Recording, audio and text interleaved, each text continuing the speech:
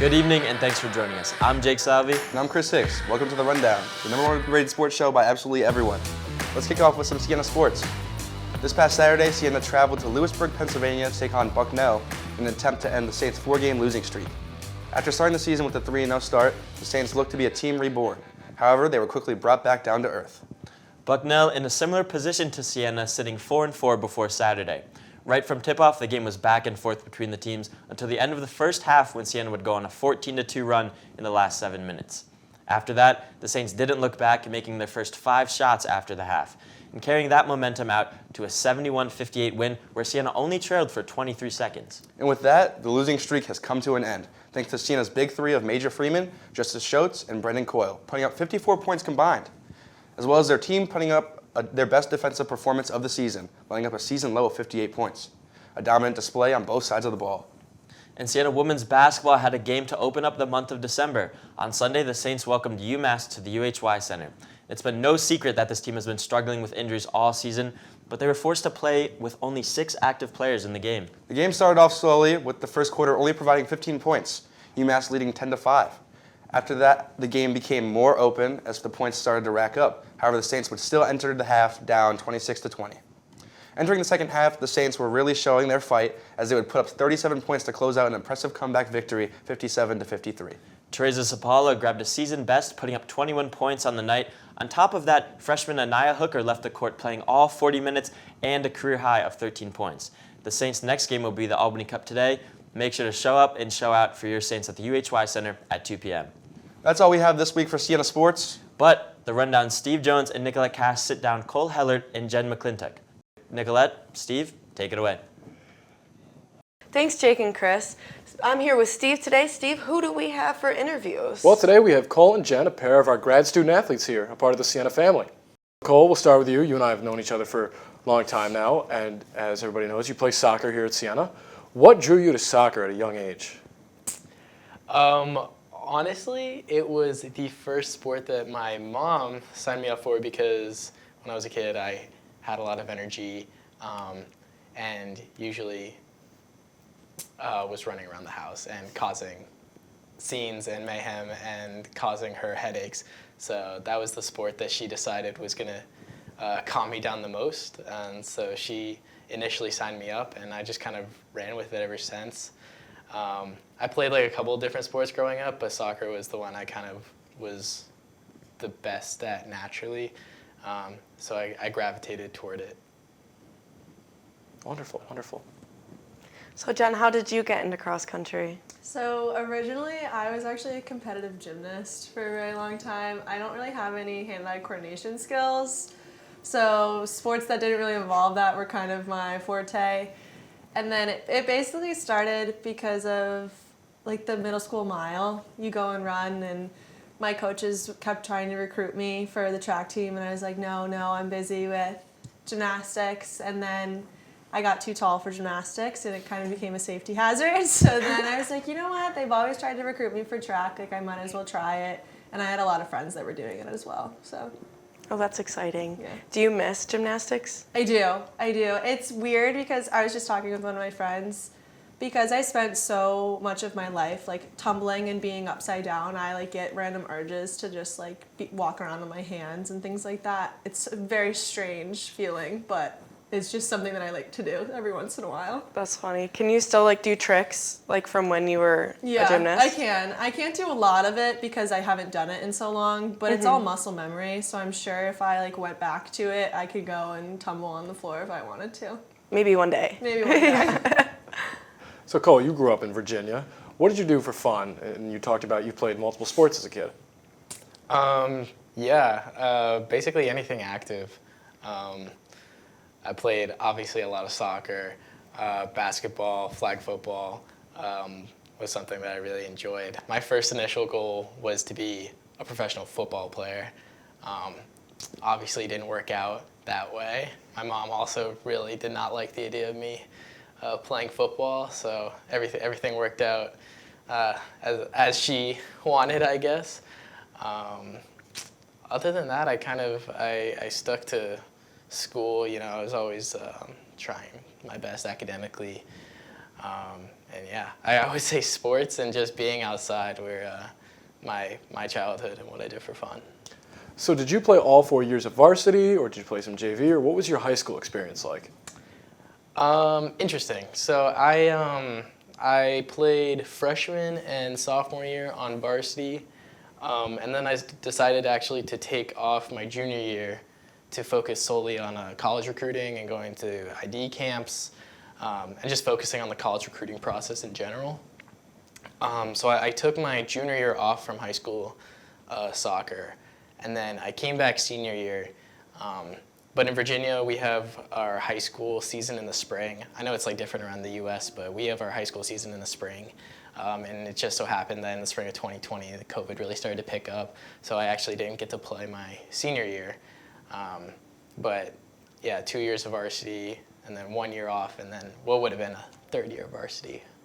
What was that whole process like, getting recruited and then trying to manage the waters of that COVID-19 season? Man, the recruiting process, I have no idea what it's like for other sports, but for soccer, it's pretty crazy. It's especially because I wasn't like a player that was going to be recruited heavily,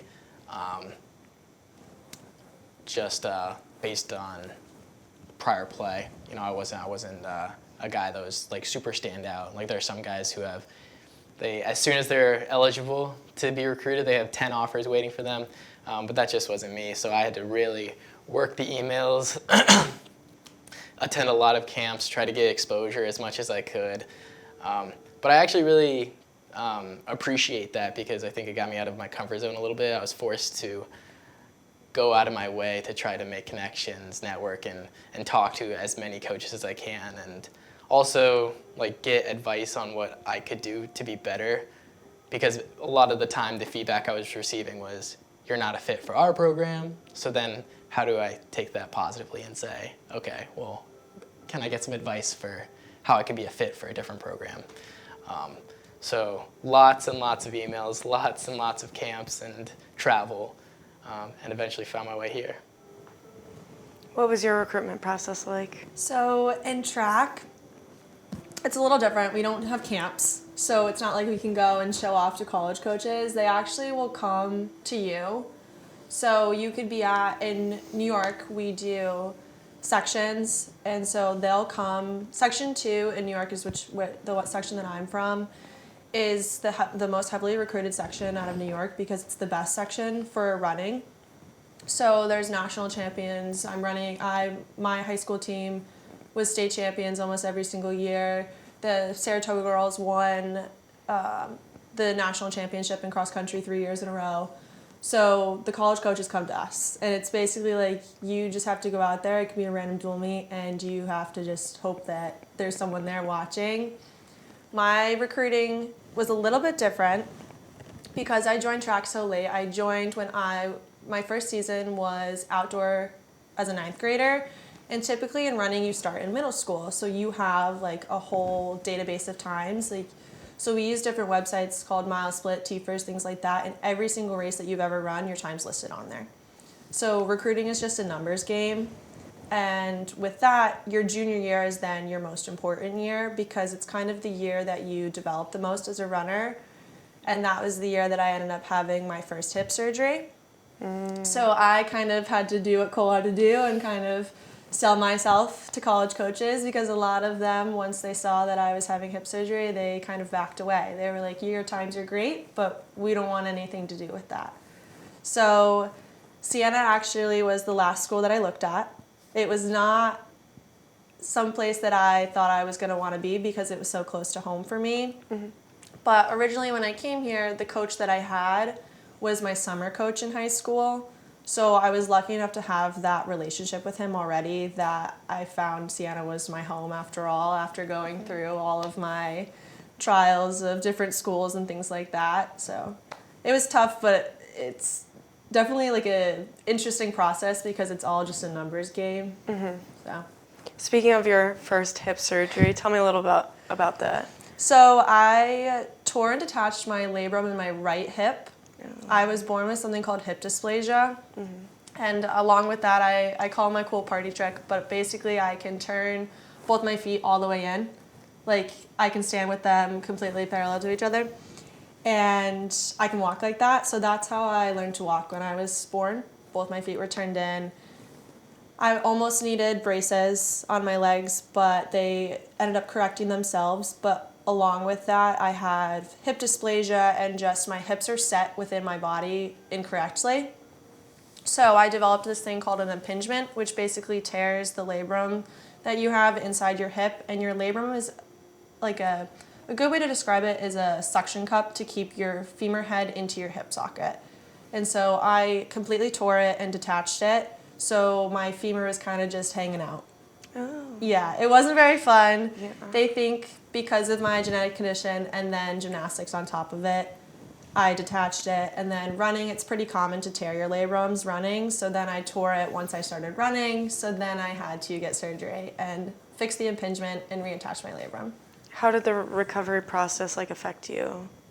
It was definitely tough being diagnosed at 15. Like, that's not really something you have to deal with when you're a high schooler. I was on crutches twice my junior year for this injury, and I was battling the whole college recruitment situation. I was at my peak fitness for running. I ran a sectionals race. I came in second, and then I had to go turn around to my parents and be like, I need hip surgery, because my cortisone injection wore off. And then I had hip surgery the next week. I missed state qualifiers. I missed going to states when that year I was projected to place at states.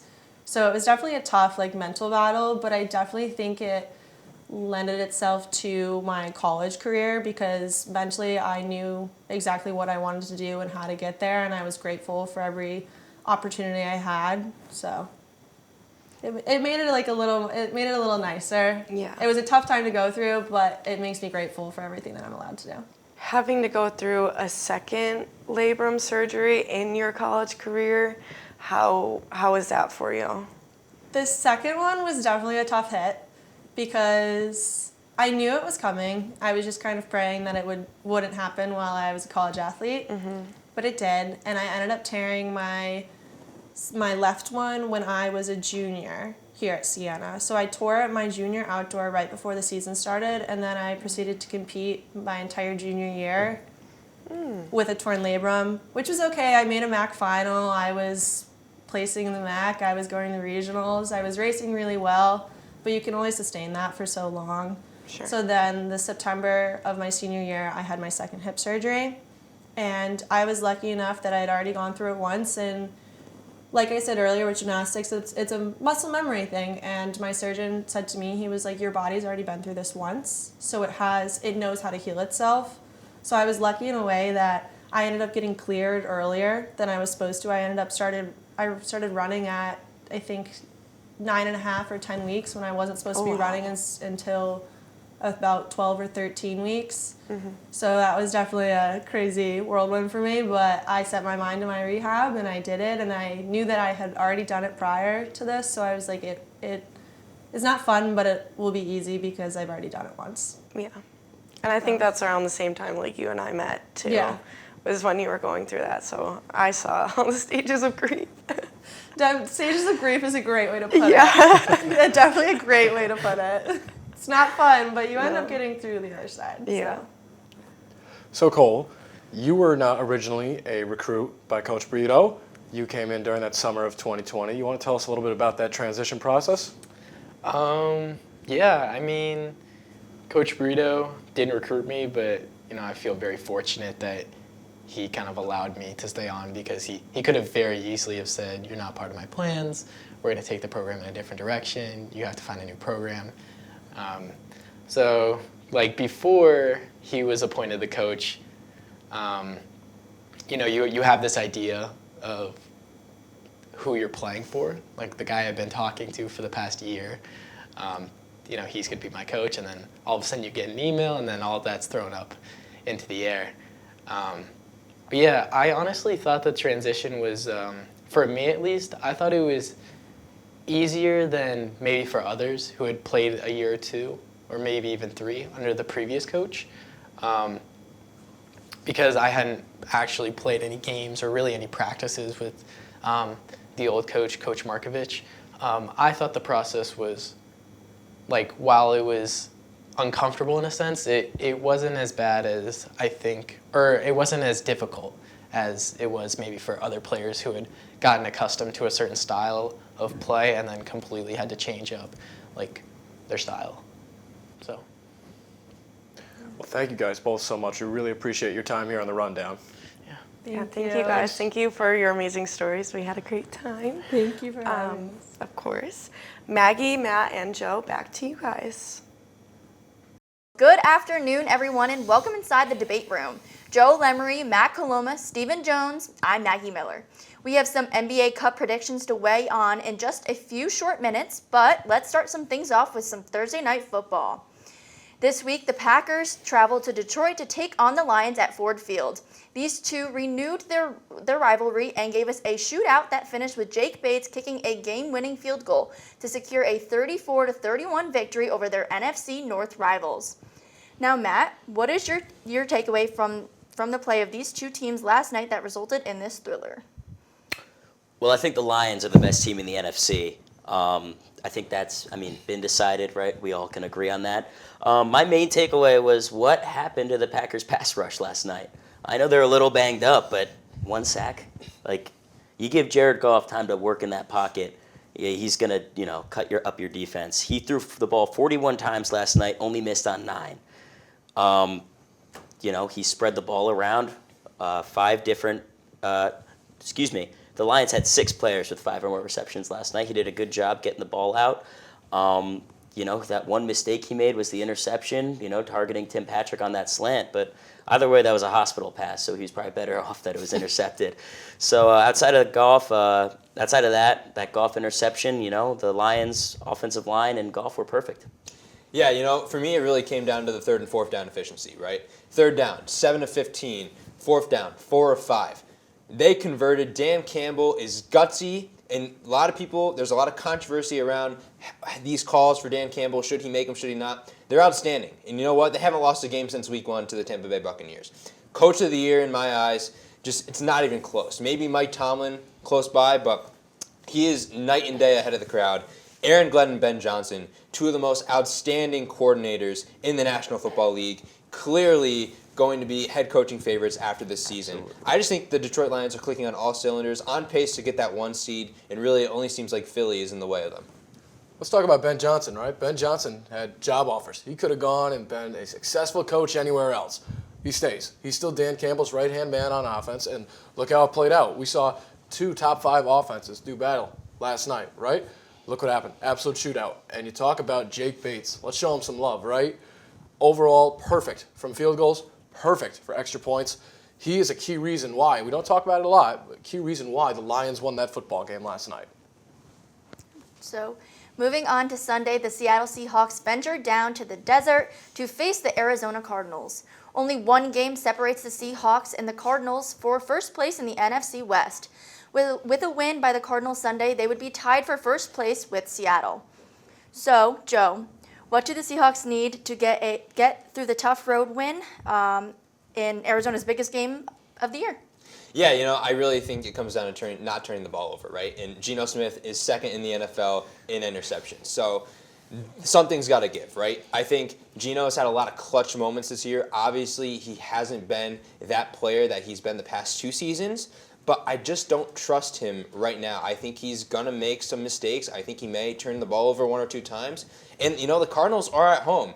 Like you said, playing to be first place in the NFC West in a division this year that hasn't been as good as we expected.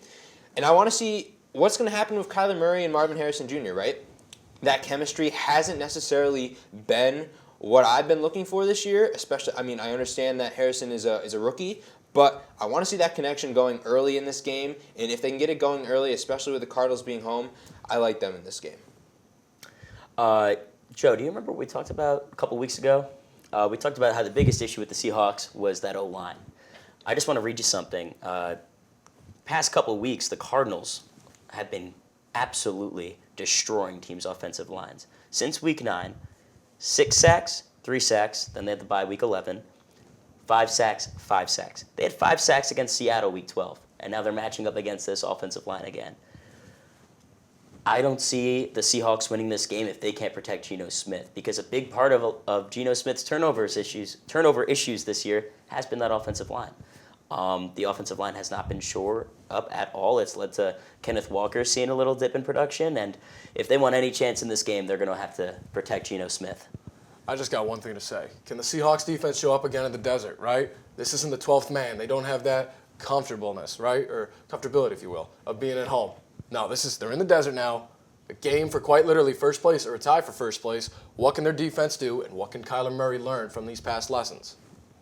All right, so also on Sunday, there is an AFC West battle between the Los Angeles Chargers, who are traveling east to take on Mahomes and the rest of the Kansas City Chiefs. LA has won 5 of their last 6 games, but these two teams played back in Week 4, which resulted in a loss for them.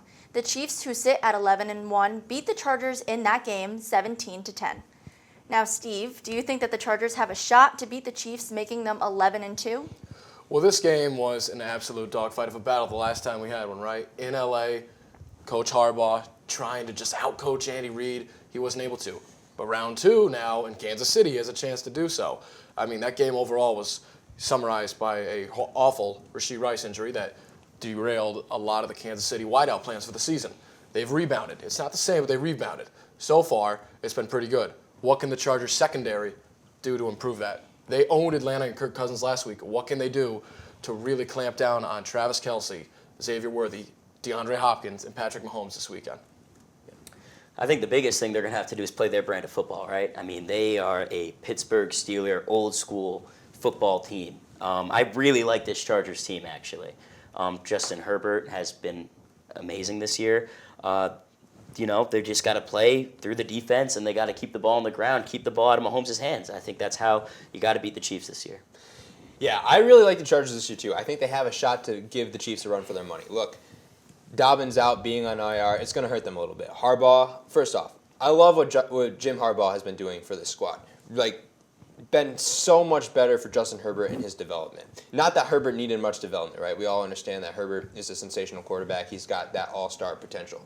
But Jim Harbaugh, I keep saying John, the brothers. Jim Harbaugh has totally changed the culture of this LA Chargers team. And I think they're a very run-heavy team, as we mentioned, kind of like old-school style Pittsburgh Steelers. But Herbert is thriving under Harbaugh's system. 13 touchdowns, 1 interception on the season. The numbers speak for himself. Sensational. And I think they got one of the best defenses in the league. So I'm going to take LA in the upset. I think it's going to be close, but I haven't seen the sparks from Kansas City that I'm used to seeing in the past. I understand the record is where it is, but I think that Chargers team is the most complete, most suited this year to beat the Chiefs. All right, so the College Football Conference Championship games are taking place throughout the day today. The new rankings were released Tuesday with Ohio State's upset loss to Michigan. Not only are they knocked out of the Big Ten championship game, but they also fell to the 8th seed, part of the college football playoff bracket. Guys, my Bulldogs pulled through, and that's who I'm rooting for. But Matt, who are you taking to win? I think Oregon is the best team in the nation right now, and I know they're ranked 1, and I think they're ranked 1 for a reason. I mean, they play both sides of the ball really well. Dylan Gabriel, he's been absolutely electric this year. He's making a case to be a first-round draft pick this year. I mean, there's some shades of Bo Nix there, where he's just an NFL-ready quarterback where he can come in and immediately, just like Bo Nix is doing, take a team to the playoffs. The game I actually am most interested in this weekend is the Penn State-Oregon bid for the Big Ten Championship. Obviously, Penn State slides into this spot to take on Oregon. They could have been on slightly short notice. I mean, if Ohio State wins that game against Michigan, it's Ohio State playing in that game. So I think, you got the number 1 team versus the number 3 team. This could very much be a preview of the national championship game that we're seeing. Yeah, I think, like you mentioned, Oregon is clearly at number 1 team, right? Undefeated, 12-0 on the season.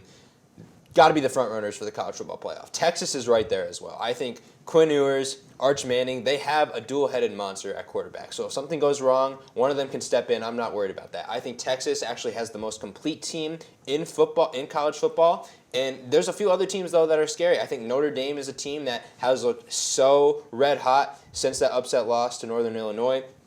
Alabama still scares me, even though they have 3 losses. If they find a way to get in, they are dangerous. I understand they have a new first-year coach in Kalen DeBoer, but Jalen Milroe, his athleticism is off the charts. They can easily get it done. And watch out for Miami. If Miami can get into the college football playoff, Cam Ward is box office. And he's going to go high in the first round as a draft pick this year for the NFL. Outstanding. I would love to see Miami get in because I really think they could do some damage. Let's talk about this, though. There are some not so ready for primetime players a part of this college football bracket, and some of those teams that are trying to sneak in, including Iowa State, South Carolina.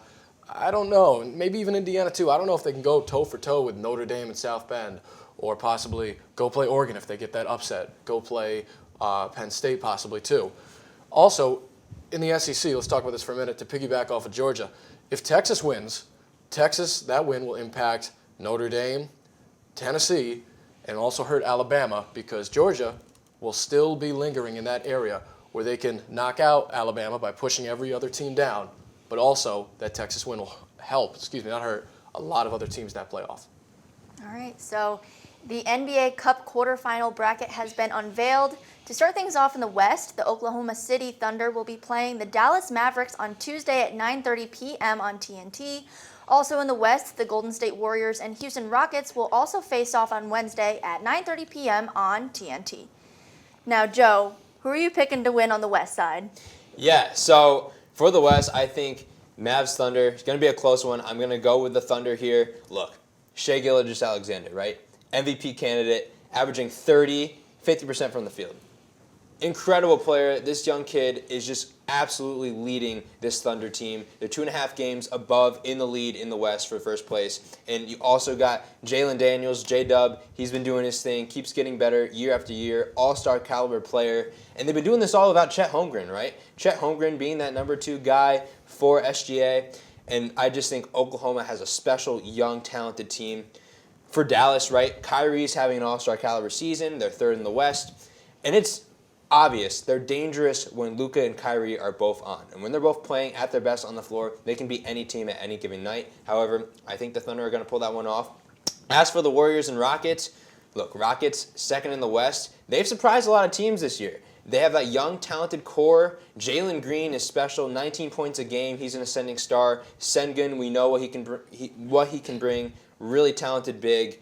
I think they're a piece away. I think the Warriors are going to win this one. They're 5th in the West right now, but Curry, his experience, I believe he's going to have a vintage 30-point-plus performance. And I'm going to take Warriors winning, and I'm going to take Thunder winning moving on in the NBA Cup.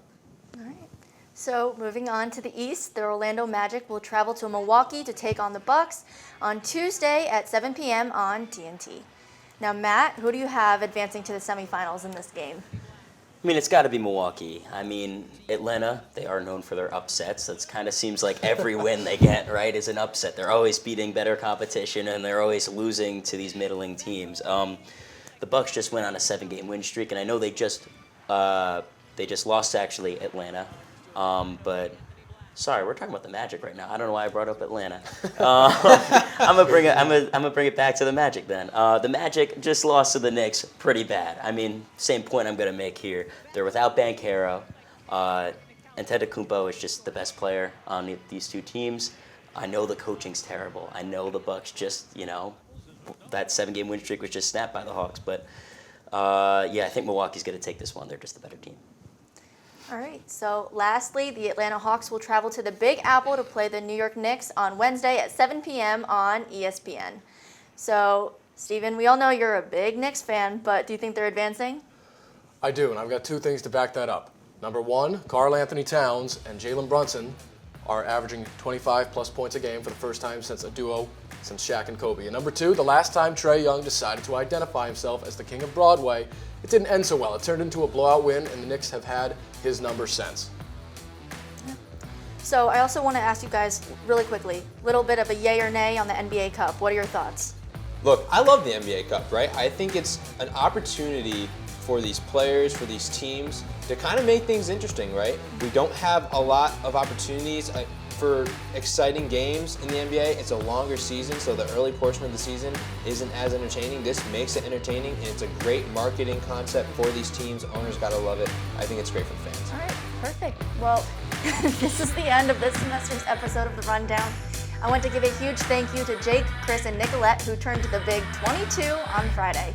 Another thank you to everyone working behind the scenes who makes this show come to life. With you, Matt, Joe, Stephen, and Maggie. Have a great holiday and Happy New Year to you all.